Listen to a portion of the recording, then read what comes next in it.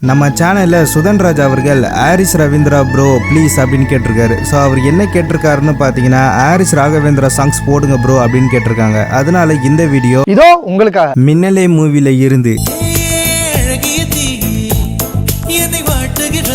காதல் கொண்டேன் மூவில இருந்து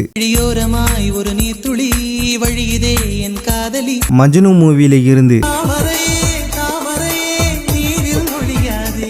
யூத் மூவில இருந்து கவிதை பாடின கண்கள் காதல் பேசின கைகள் ரன் மூவில இருந்து